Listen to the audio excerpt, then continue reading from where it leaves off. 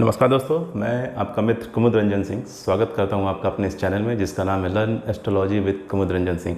दोस्तों, मैं अपने निवास स्थान जमशेदपुर झारखंड से आप लोगों के समक्ष उपस्थित हूं। पिछले एपिसोड्स में दोस्तों मैंने भगवत भाव सिद्धांत पार्ट 1 की चर्चा की थी। आज मैं उस एपिसोड्स को ही कंटिन्यू करूँगा। भगवत भाव सिद्धांत पार्ट 2 के बारे में बताऊँगा। एक एपिसोड में इसको समावेशित कर पाना थोड़ा मुश्किल था दोस्तों, क्योंकि अदरवाइज़ वीडियो बहुत लॉन्ग हो जाती, बहुत बड़ी हो जाती। इसलिए मैंने भगवत भाव सिद्धांत को पार्ट 1 और पार्ट 2 में करके बनाया है। तो आज मैं इसकी चर्चा करूंगा भगवत भाव सिद्धांत पार्ट 2 की। और इससे पहले कि मैं अपने इस एपिसोड्स को कंटिन्यू करूं दोस्तों, मेरा आप लोगों से निवेदन है कि अगर आप मेरे चैनल से नए जुड़े हैं तो कृपया मेरे सभी एपिसोड्स को देखते हुए ही मेरे इस एपिसोड्स को देखें, ताकि आपको समझने में किसी भी तरीके की कोई परेशानी ना हो। तो विदाउट वेस्टिंग एनी टाइम दोस्तों, चलिए आज की इस एपिसोड की शुरुआत करते हैं। तो देखिए दोस्तों, मैं ब्रीफ में फिर से इसके बारे में बता दे रहा हूँ पार्ट 1 के बारे में कि भगवत भाव सिद्धांत के अनुसार किसी भी भाव की जब आपको डीप एनालिसिस करनी होती है, सूक्ष्म विश्लेषण करना पड़ता है, तो जस्ट उस भाव से जिस नंबर का भाव है उतना ही नंबर आगे आपको जाना पड़ेगा और उस भाव को देखना पड़ेगा। और उन दोनों भाव का जब आप विश्लेषण कीजिएगा, एनालिसिस कीजिएगा, उसके बाद ही आप करेक्ट रिजल्ट पे पहुंच पाइएगा। इसके बारे में मैंने बताया था आप लोगों को। और भाव की गणना कैसे की जाती है, यानी जैसे मान लीजिए कि सेकंड हाउस को देखना है, तो सेकंड हाउस से कि डीप एनालिसिस करनी है तो सेकंड हाउस के अलावा और किस हाउस को देखना पड़ेगा। तो सेकंड हाउस मतलब दूसरा भाव, तो दूसरा भाव से कितना 2 नंबर भाव आपको आगे बढ़ना पड़ेगा। तो देखिए, जैसे सेकंड हाउस की डीप एनालिसिस करनी है तो दूसरे भाव से दूसरे भाव मुझे जाना पड़ेगा। तो काउंटिंग यहाँ से ही मैं शुरुआत करूँगा 1 2, यानी थर्ड हाउस की भी एनालिसिस आपको करनी पड़ेगी। यानी दूसरे भाव की सूक्ष्म विश्लेषण करने के लिए मुझे तीसरे भाव को भी देखना पड़ेगा। इन सभी चीज़ों के बारे में मैंने आपको बताया था। और किसी भाव की जब हम डीप एनालिसिस कर रहे हैं तो उससे उतने ही नंबर के भाव में जब आगे बढ़ते हैं तो उन दोनों भावों के बीच में क्या रिश्ता होता है, क्या रिलेशन होता है, दोनों एक दूसरे से कैसे इंटरलिंक्ड हैं, ऐसा करके मैंने इसके बारे में भी बताया था। और थर्ड हाउस तक आपको बता दिया था, यानी कि तीसरे भाव तक आपको बता दिया था। आज मैं चर्चा की शुरुआत करूँगा चौथे भाव से। ठीक है दोस्तों कि चौथे भाव से भगवत भाव सिद्धांत जब हम इम्प्लीमेंट करते हैं तो किस भाव को देखते हैं, दोनों के बीच में क्या संबंध है, क्या रिलेशन है, दोनों कैसे एक दूसरे से इंटरलिंक्ड हैं। तो चलिए दोस्तों, विदाउट वेस्टिंग एनी टाइम आज के इस टॉपिक की शुरुआत करते हैं। तो देखिए दोस्तों, फोर्थ हाउस को हम बोलते हैं सुख भाव, और इससे देखा जाता है माता, वाहन, जमीन, मकान, सुख सुविधाएं, पारिवारिक सुख, नेटिव लैंड, जायदाद, प्रॉपर्टी, सीना, फेफड़ा, दिल, इन सभी चीज़ों को देखा जाता है आपके फोर्थ हाउस से, और इसको हम बोलते हैं सुख भाव। तो देखिए, जब आपको पारिवारिक सुख देखना है, जैसे फोर्थ हाउस को आपको देखना है, पारिवारिक सुख देखा जाता है इससे, तो आप इस हाउस को तो देख लिए अच्छे से, आप इस हाउस का विश्लेषण कर लिए कि इस हाउस में सभी जो ग्रह बैठे हैं वो शुभ हैं, योग कारक है। ऐसा तो नहीं है कि कोई मारक ग्रह यहाँ पे बैठ गया। आप उन सभी चीज़ों की एनालिसिस कर लेंगे, ठीक है, या शुभ ग्रह की दृष्टि पड़ी है या मारक ग्रह की दृष्टि पड़ी, सब कुछ एनालिसिस आप फोर्थ हाउस के रिस्पेक्ट में आप कर लीजिएगा, चौथे भाव के रिस्पेक्ट में। और आपको दिखता है कि हाँ, ये हाउस तो मेरा ओके है, लेकिन उसके बाद भी जब तक को पारिवारिक सुख नहीं मिल रहा, तो क्या प्रॉब्लम है, कहाँ पे इशू है। तो देखिए, भगवत भाव सिद्धांत के अनुसार चौथे भाव की डीप एनालिसिस करने के लिए मुझे चौथे से चौथा भाव आगे जाना पड़ेगा। यानी ये अगर फोर्थ भाव है मेरा, ये फोर्थ भाव है, तो यहाँ से काउंटिंग स्टार्ट कीजिए 1 2 3 4, यानी 7th हाउस को भी देखना पड़ेगा। तो पारिवारिक सुख तो आपको फोर्थ हाउस दिख रहा है, यहाँ सब ओके है, लेकिन फिर भी जब तक कि ज़िंदगी में पारिवारिक सुख में उसकी अशांति है, नहीं मिल रहा, तो क्या रीज़न है। तो देखिए, चौथे से चौथा भाव आपका आया 7वां भाव। जब आपने देखा उसका 7वां भाव, तो आपको लगा कि नहीं, 7वें भाव में तो गड़बड़ है, ठीक है, मारक ग्रह है, क्रूर ग्रह है, किसी भी तरह से ये क्या हो गया, ये जो भाव है ये डिस्टर्ब है। तब सोचिए कि ये आपका पारिवारिक सुख का भाव है और ये आपकी वाइफ का, इसको हम क्या बोलते हैं, दारा या कलत्र या जया भाव भी बोलते हैं 7th हाउस को। ये आपकी वाइफ का भाव है, यानी आपकी वाइफ है, ये हाउस आपकी वाइफ को रिप्रेजेंट कर रहा है। अगर ये हाउस ही खराब हो गया, यानी आपके वाइफ का जो ये हाउस है अगर यही डिस्टर्ब हो गया, तो अगर पत्नी के साथ ही रिश्ता अच्छा नहीं है तो पारिवारिक सुख की कल्पना करना तो असंभव है ना, ठीक है। पारिवारिक सुख कैसे मिलेगा अगर आपकी धर्म पत्नी के साथ ही आपके संबंध अच्छे नहीं हैं, तो पारिवारिक सुख मिलने की कोई गुंजाइश दूर दूर तक नहीं होगी। क्लियर है दोस्तों। इस तरह से देखिए दोनों कैसे एक दूसरे से कनेक्टेड हो गए। तो इसलिए जब भी डीप एनालिसिस करनी हो आपको भगवत भाव सिद्धांत को इम्प्लीमेंट करना ही है, और हमेशा इम्प्लीमेंट कीजिएगा। किसी भी जातक की जब आप कुंडली को देखिए तो उसके सभी चीज़ों को देखिए। होते हैं ना कोई जातक कि बस मुझे ये बताइए ये वाला चीज़ क्यों नहीं हो रहा है, ऐसा नहीं होता दोस्तों।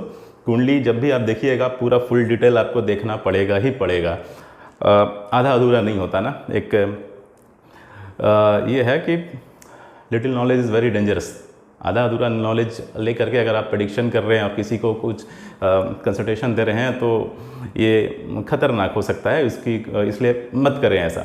और फिलहाल तो मैं आप लोगों से निवेदन भी करता हूँ कि अभी आप लोग सीखिए, अभी आप लोग कुंडली किसी के कुंडली के बारे में किसी को बताना मत स्टार्ट कीजिए, किसी की कुंडली का एनालिसिस करके उसको सजेशन देना मत स्टार्ट कीजिए।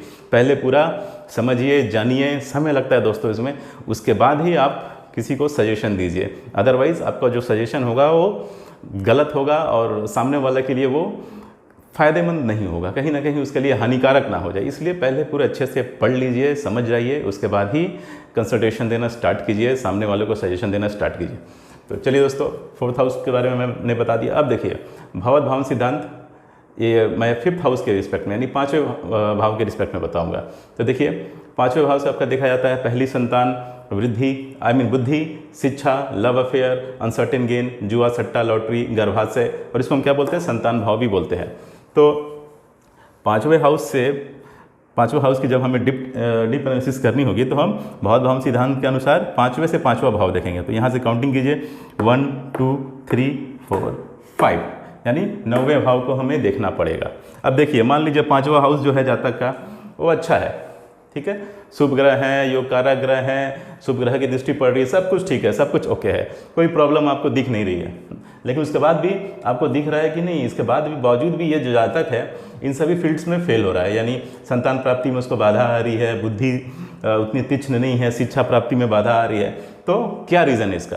तो जब आप डीप एनालिसिस कीजिएगा 5वें से 5वां भाव यानी 9वें भाव को, 9th हाउस को, तो आपको देखने को मिलेगा कि नहीं, ना कहीं इसका जो भाग्य है, ये भाव जो है भाग्य भाव, ये डिस्टर्ब है। यहाँ पे कोई मारक ग्रह बैठा हुआ, मारक ग्रह की दृष्टि पड़ रही है कि ये फेवरेबल नहीं रहा, ये भाव कुछ ऐसा हो गया, कुछ ऐसे ग्रहों का योग बना कि ये जो मतलब हाउस है ये डिस्टर्ब हो गया। तो देखिए जब आपका भाग्य साथ नहीं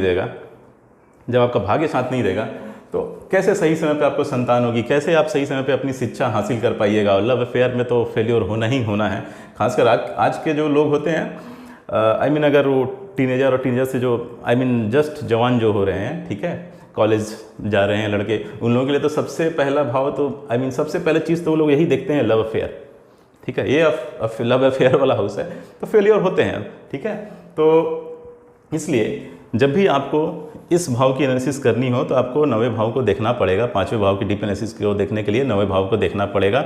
और 5वां भाव अगर ठीक भी है, अगर 9वां भाव गड़बड़ है, भाग्य ही साथ नहीं दे रहा है, तो आपको इन सभी भावों को भी फलित होने में दिक्कत होगी, ये सभी भाव फलित नहीं होंगे, आप लव अफेयर में भी फेल्योर होंगे। और बहुत बार ऐसा भी होता है कि जातक और जातिका जो होते हैं, हस्बैंड वाइफ मान लीजिए, दोनों जो कपल हैं, पूरी तरीके से स्वस्थ हैं, फिर भी उनको संतान प्राप्ति में बहुत डिले हो रहा है, कुछ ना कुछ प्रॉब्लम आ जा रहा है, कभी किसी रीजन से मिसकैरेज हो जा रहा है, उनको बहुत सी परेशानियों को झेलना पड़ रहा है। क्योंकि कहीं ना कहीं उनका भाग्य भाव गड़बड़ है, ठीक है दोस्तों। तो इसलिए इस भाव को भी आप जब तक नहीं देखेंगे तब तक आप इस भाव के बारे में सटीक फलादेश, सटीक एनालिसिस, सटीक विश्लेषण नहीं दे पाएंगे।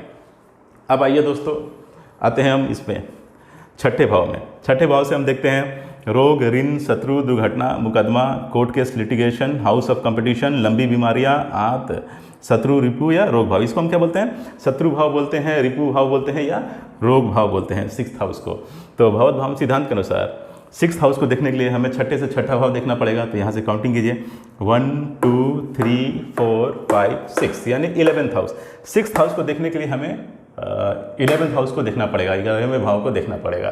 तो देखिए दोस्तों, 6th हाउस आपका रोग का भाव होता है, 11th हाउस भी आपका क्या है, छोटे मोटे जो रोग होते हैं उसका भी भाव है। देखिए यहाँ मैंने लिखा है 11th हाउस आपका शो करता है बड़े भाई, लाभ, फुलफिलमेंट ऑफ डिजायर, छोटे रोग, बायां कान, घुटने के नीचे का भाग, और इसको हम क्या बोलते हैं? लाभ भाव भी बोलते हैं। तो देखिए छोटे छोटे जो रोग होते हैं, घाव होते हैं, वही तो जाके कैंसर और अल्सर में बदलते हैं। तो इसलिए इस भाव को देखने के लिए, 6ठे भाव को डीपली एनालिसिस करने के लिए आपको 11th हाउस को भी देखना पड़ेगा, क्लियर है दोस्तों, क्योंकि ये रोग दिखा रहा है और ये क्या हो रहे हैं, ये छोटे छोटे रोग दिखा रहे हैं। तो इस भाव की डीप एनालिसिस करने के लिए आपको इसको एनालिसिस करना पड़ेगा। क्लियर है दोस्तों। अब देखिए 7th हाउस। देखिए दोस्तों 7th हाउस को हम बोलते हैं लाइफ पार्टनर का हाउस है। ये डेली वेजेस जो रोजमर्रा की कमाई है, बिजनेस पार्टनरशिप, और ये मूत्रमार्ग को इंडिकेट करता है। इस भाव को हम दारा या कलत्र या जया भाव बोलते हैं, यानी आपकी वाइफ का हाउस है। ठीक है, आपके वाइफ के भाव को इंडिकेट कर रहा है, रिप्रेजेंट कर रहा है। तो भावोद्भाव सिद्धांत के अनुसार 7वें भाव की डीप एनालिसिस करने के लिए हमें 7वें से 7वां भाव देखना पड़ेगा। तो यहाँ से काउंटिंग स्टार्ट कीजिए, 1 2 3 4 5 6 एंड 7, यानी लग्न भाव। तो देखिए दोस्तों, आपकी वाइफ का भाव तो ठीक है, मान लीजिए आप एनालिसिस कर रहे हैं और 7वां भाव आपका शुभ है, हर तरीके से अच्छा है, फेवरेबल है। लेकिन 7वें भाव से 7वां भाव जब आप इस फर्स्ट हाउस को देख रहे हैं जो कि लग्न भाव आ रहा है, आप मान लीजिए लग्न भाव मतलब कि आप में ही कुछ कमी है, आपके ही नेचर और बिहेवियर में कुछ कमी है, तो फिर आपकी शादीशुदा ज़िंदगी कहाँ से अच्छी बीतेगी। ठीक है, प्रॉब्लम ऐसा तो नहीं है कि हमेशा आपके वाइफ में ही रहेगा, प्रॉब्लम तो हस्बैंड में भी हो सकते हैं, दोनों तरफ से प्रॉब्लम हो सकते हैं, किसी एक में भी प्रॉब्लम हो सकते हैं, और दोनों में से कोई एक भी अगर थोड़ा ये हुआ, डिस्टर्ब हुआ, तो डिस्टर्ब का मतलब है कि दोनों के नेचर में अगर थोड़ा सा भी ऐसा कुछ नेचर हुआ जिससे कि दोनों में पट नहीं रहा, बहुत एग्रेसिव हो गया या वाणी बहुत मतलब तीखी बोला, तो इस केस में क्या हो गया, कहीं ना कहीं आपका जो शादीशुदा लाइफ है वो भी क्या हो जाएगा, हेल हो जाएगा, नरक बन जाएगा। तो कमी तो हमेशा आप अपने वाइफ में नहीं ढूंढेंगे ना, कमी तो आपको अपने आप में भी ढूंढनी पड़ेगी। कहीं मुझ में ही तो कोई कमी नहीं है जिसके वजह से हमारा शादीशुदा जो ज़िंदगी है वो खराब हो रहा है। तो इसलिए जब भी आपको देखनी होगी 7th हाउस को, 7वें भाव को, तो आपको अपने आप को भी तो देखना पड़ेगा, क्योंकि ताली तो दोनों हाथों से ही बजती है, एक हाथ से बजती है नहीं। क्लियर है।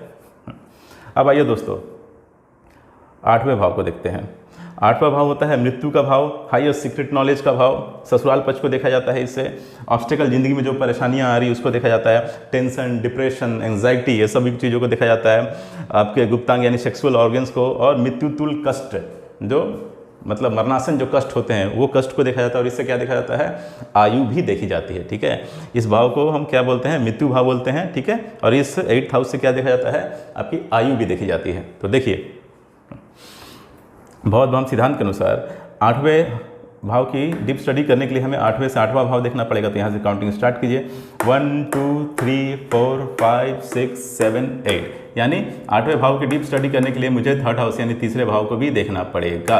ठीक है, तो 8वें भाव से जब आप मृत्यु देख रहे हैं, अपनी आयु देख रहे हैं, तो मृत्यु और आयु बहुत हद तक क्या होता है, आपके लाइफ स्टाइल पर डिपेंड करता है ना, आपके लाइफ स्टाइल पर डिपेंड करता है। ये जो 3rd हाउस है ये आपकी आदतों को भी रिप्रेजेंट करता है, आपकी हैबिट्स को भी इंडिकेट करता है। यानी किसी को स्मोकिंग की आदत है, किसी को टोबैको की आदत है, और बहुत सारी चीज़ें नशीली चीज़ें होती हैं जो जिसके शिकार लोग हो जाते हैं, जिनकी आदत पड़ जाती है, सब तो एक तरीके का एडिक्शन है। तो वो सभी चीज़ें क्या करती हैं, कहीं ना कहीं आपके लाइफ स्पैन को, आपकी जीवन अवधि को कम करती है। ठीक है, और ऐसा नहीं है कि सिर्फ कम पढ़े लिखे लोग ही इसका शिकार होते हैं, वो पढ़े लिखे लोग भी इन सभी चीज़ों का शिकार होते हैं। उन लोग, खासकर वो लोग तो ज़्यादा ही होते हैं। ठीक है, मैंने बहुत डॉक्टर्स को भी ऐसा देखा है जो एक ऑपरेशन करेंगे, एक सर्जरी करेंगे और बाहर जा करके फिर सिगरेट पिएंगे, फिर जाएंगे, फिर सर्जरी करेंगे। हर तरीके का, हर तबके का लोग क्या होते हैं, किसी ना किसी तरीके से इन बैड हैबिट्स का कुछ ना कुछ उनकी आदतें होती हैं जिनका वो शिकार होते हैं। तो वो क्या होता है, कहीं ना कहीं आपके लाइफ स्पैन को कम करता है, ख़त्म करता है। ठीक है, तो इसलिए जब आयु का आप विचार कर रहे हैं तो आपको अपनी आदतों का भी तो विचार करना पड़ेगा। इसलिए 8वें भाव को जब आप 8th हाउस की जब आप डीप स्टडी कर रहे हैं तो आपको 3rd हाउस यानी तीसरे भाव को भी देखना पड़ेगा। अब आते हैं दोस्तों 9वें भाव को यानी 9th हाउस को। तो 9th हाउस से क्या देखा जाता है, भाग्य, पिता, विदेश यात्रा, धर्म को मानना, जांघें यानी थाई, इसको हम क्या बोलते हैं, भाग्य भाव बोलते हैं। तो देखिए दोस्तों, भाव सिद्धांत के अनुसार 9th हाउस यानी 9वें भाव की डीप स्टडी करने के लिए हमें 9वें से 9वां भाव देखना पड़ेगा। तो यहाँ से काउंट कीजिए, 1 2 3 4 5 6 7 8 एंड 9, यानी 9वें भाव की डीप स्टडी करने के लिए हमें 5th हाउस देखना पड़ेगा। क्लियर है। तो 9वां भाव क्या है, भाग्य भाव। मान लीजिए आपका भाग्य भाव जो है वो सब कुछ अच्छा है, सभी फेवरेबल प्लैनेट्स हैं, वहाँ पे योग कारक ग्रह है, शुभ ग्रह है, शुभ ग्रह की दृष्टि है, सब कुछ अच्छा है यहाँ पे। लेकिन उसके बाद भी आपको जो दिख रहा है, जो जातक सामने वाला जो व्यक्ति है वो आपको परेशान दिख रहा है, वो हर चीज़ में फेल्योर हो रहा है। तो अब जब आप देखेंगे 5th हाउस में तो आप मान लीजिए उसका 5th हाउस जब आप एनालिसिस कर रहे हैं 9th हाउस की डीप स्टडी के लिए, तो पहली संतान, उसको संतान प्राप्ति में डिले हो रही है, नहीं मिल पा रहा है, उसकी बुद्धि उतनी शार्प नहीं है, शिक्षा प्राप्ति में उसको मुश्किल हो रही है, लव अफेयर्स में फेलियर हो रहा है, ठीक है, शेयर मार्केट में पैसे लगा रहा है और बस पैसे लगा करके ख़त्म, आज पैसे लगाया कल लॉस खाया, उसके बाद फिर क्या किया, अच्छे खासे पैसे उसके डूब गए, किसी शेयर में स्टॉक इन्वेस्ट किया और वो क्या हो गई, शेयर डिलिस्ट हो गई। तो बहुत सारी चीज़ यानी अनसर्टेन जो गेन होता है वहाँ से भी उसको क्या हो रहा है, लॉस ही हो रहा है। तो आप किसी भी कीमत पे तो ये नहीं बोलिएगा कि आपका तो भाग्य अच्छा है, भाग्य भाव तो अच्छा है लेकिन इन सभी चीज़ों में तो फेल हो रहा है, तो उसका मतलब क्या है, भले ये भाग्य भाव अच्छा है लेकिन ये भाव खराब है, तब आप भाग्य भाव को अच्छा नहीं बोल सकते हैं, क्योंकि ये सभी चीज़ें तो आज के जो परिप्रेक्ष्य में देखिएगा तो अगर ये सभी चीज़ें आपको नहीं मिल रही तो काहे का भाग्य, कैसा अच्छा भाग्य। इसलिए 9th हाउस का जब भी आपको डीप स्टडी करना होगा आपको 5th हाउस को भी देखना होगा और यहाँ पे अगर कोई प्रॉब्लम है तो आपको उसका समाधान करना पड़ेगा। अब आते हैं दोस्तों 10th हाउस पे। तो देखिए 10th हाउस जो होता है वो आपके कर्म का भाव होता है, प्रोफेशन का। अब घुटने का जो जॉइंट होता है वहाँ का भाग होता है, टांगे इससे रिप्रेजेंट की जाती है और इसको हम क्या बोलते हैं कर्म भाव बोलते हैं। तो बहुत भाव सिद्धांत के अनुसार 10th हाउस की यानी 10वें भाव की डीप स्टडी करने के लिए आपको 10वें से 10वें भाव को देखना पड़ेगा। तो यहाँ से काउंटिंग कीजिए 1 2 3 4 5 6 7 8 9 10 यानी 7th हाउस को आपको देखना पड़ेगा। 7th हाउस क्या है आपका लाइफ पार्टनर का, डेली वेजेस का, बिजनेस पार्टनरशिप का भी मतलब भाव है। तो कर्म भाव यानी डेली वेजेस, अगर मान लीजिए आपका 10th हाउस ठीक भी है, सब कुछ अच्छे दिख रहे हैं, शुभ ग्रह है, शुभ ग्रह की दृष्टि है, योग कारक ग्रह है, सब कुछ अच्छा है, लेकिन कहीं ना कहीं आपको डेली वेजेस में आपको प्रॉब्लम हो रही है, ठीक है, जो अर्निंग है उसमें प्रॉब्लम आ रही है, बिजनेस पार्टनरशिप में प्रॉब्लम हो रही है, कम्युनिकेशन सही से नहीं हो पा रहा है, बिजनेस पार्टनर दोनों एक दूसरे से क्या हो रहे हैं, लड़ भिड़ रहे हैं। तो उस केस में क्या होगा, भले ही आपका ये हाउस आपको दिख रहा है कि अच्छा है कर्म भाव, लेकिन यहाँ 7th हाउस अगर डिस्टर्ब हो गया तो फिर कर्म भाव का अच्छा होने का भी कोई फ़ायदा तो है नहीं। यहाँ से आपका अर्निंग में दिक्कत हो गई, बिजनेस के जो पार्टनर है उसके साथ रोज़ रोज़ झगड़े हो रहे हैं जिसकी वजह से आपको नुकसान हो रहा है। तो क्या हुआ, कर्म भाव भले आपको यहाँ अच्छा दिख रहा है लेकिन ये भाव खराब है, तो इस भाव की वजह से आपको कर्म भाव जो होगा भले ही अच्छा हो लेकिन आपको रिजल्ट नहीं मिलेगा, वो फलित नहीं होगा। तो इसलिए आपको क्या हो गया, इस तरीके से आप देखेंगे तो आपका जो 7th हाउस है वो आपके कर्म भाव को खत्म कर रहा है, डिस्टर्ब कर रहा है। तो इसलिए जब भी 10th हाउस यानी कर्म भाव की डीप स्टडी करनी हो आपको 7th हाउस को भी यानी 7वें भाव को भी देखना पड़ेगा। दोनों एक दूसरे से इंटरकनेक्टेड हैं, लिंक्ड हैं एक दूसरे से। अब आते हैं दोस्तों 11th हाउस पे। तो देखिए दोस्तों 11th हाउस होता है बड़े भाई का, प्रॉफिट का यानी लाभ का, फुलफिलमेंट ऑफ डिज़ायर, जो भी आपकी इच्छा है उसकी पूर्ति का। उसके बाद छोटे रोग का, बायां कान का, घुटने के नीचे का जो भाग है उसका, और इसको हम क्या बोलते हैं, लाभ भाव बोलते हैं। तो भगवत भाव सिद्धांत के अनुसार 11th हाउस यानी 11वें भाव की डीप स्टडी करने के लिए हमें 11वें से 11वें भाव को देखना पड़ेगा। तो यहाँ से काउंटिंग कीजिए 1 2 3 4 5 6 7 8 9 10 11 यानी 11वें भाव से 11वां भाव आपका हुआ 9th हाउस। ठीक है दोस्तों, यानी 11वें भाव की डीप स्टडी करने के लिए हमें 9वें भाव को भी देखना पड़ेगा।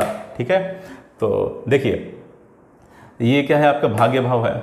अगर आपका भाग्य साथ नहीं देगा तो आप जो भी मेहनत कर रहे हैं उस रेशियो में आपको उसका रिजल्ट नहीं मिलेगा, परिणाम नहीं मिलेगा। आप खूब मेहनत कर रहे हैं, खूब खट रहे हैं, लेकिन आपका भाग्य आपका साथ नहीं दे रहा, तो क्या होगा, उसके जो प्रॉफिट का जो दायरा है, जो रेशियो, जिस रेशियो में आपको प्रॉफिट मिलना चाहिए वो नहीं मिलेगा। कभी कभी आप देखते हैं ना, कुछ लोग कुछ बिजनेस स्टैब्लिश करते हैं और 2 महीने 4 महीने 6 महीने के भीतर एकदम लगता है कि रॉकेट की तरह बिजनेस जो है उनका ग्रो कर गया। और कुछ लोग होते हैं जो बस बिजनेस स्टार्ट किए लेकिन कुछ हो ही नहीं रहा। तो वहाँ पे क्या फैक्टर मैटर कर रहा है, भाग्य।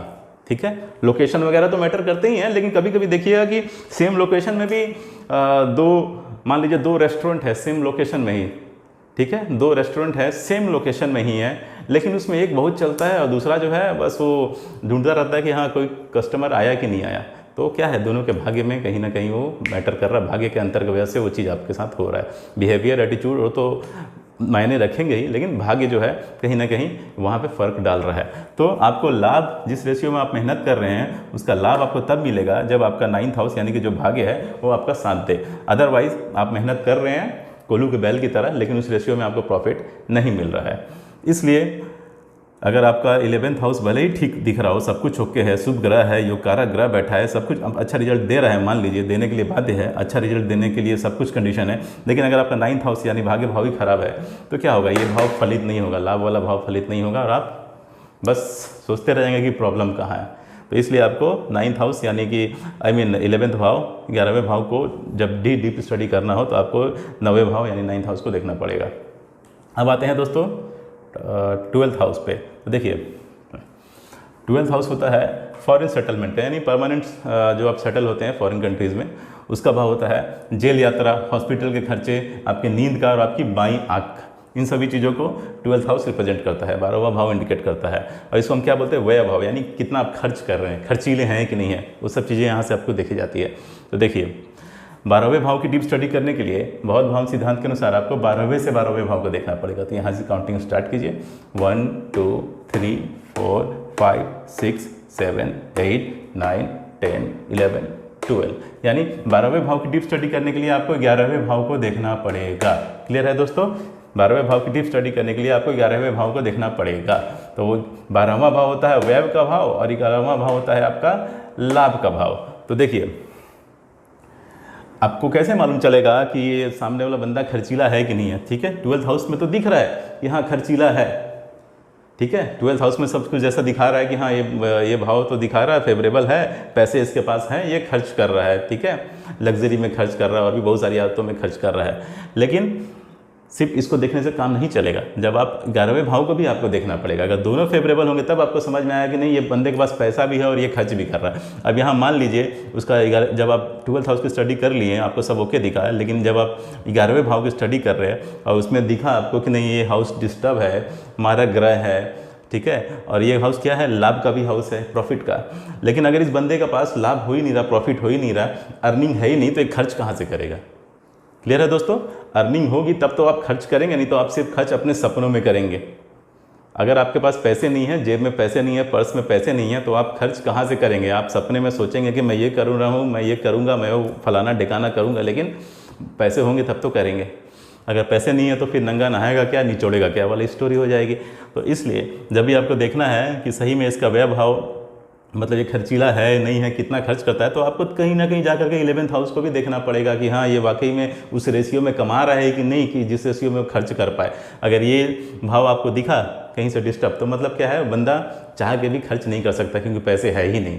क्लियर है दोस्तों, इसलिए क्या हुआ, इस तरीके से 12वां भाव 11वें भाव से कनेक्टेड हो गया, इंटर कनेक्टेड हो गया, इंटरलिंक्ड हो गया। इस तरीके से आपने देखा दोस्तों कि जिस भाव की भी डीप स्टडी करनी होती है, बहुत भाव सिद्धांत के अनुसार उस भाव की डीप स्टडी करने के लिए जितने भाव हम आगे जाते हैं, जो भाव आगे जाते हैं, उन दोनों में कोई ना कोई कहीं ना कहीं उन दोनों में क्या होता है, परस्पर संबंध होता है, दोनों एक दूसरे से इंटरकनेक्टेड होते हैं, इंटरलिंक्ड होते हैं। तो यही था दोस्तों बहुत भाव सिद्धांत, जिसको मैंने पार्ट 1 और पार्ट 2 दो एपिसोड्स में बनाया है। और मैं उम्मीद करता हूँ मैंने अपने तरीके से बिल्कुल ईमानदारी से पूरा प्रयास किया है कि आपको ये बता दूं, आपको ये समझाने में सफल रहूं मैं, मेरा ये प्रयास था। और मैं उम्मीद करता हूं कि मैं शायद आप इसको समझ भी गए होंगे अच्छे से। उसके बाद भी अगर आपको कोई कंफ्यूजन है तो आप इस टॉपिक से रिलेटेड क्वेश्चंस अगर मुझसे पूछना चाहते हैं तो कमेंट सेक्शंस में आकर के आप कमेंट कर सकते हैं, मैं उसका रिप्लाई ज़रूर करूँगा।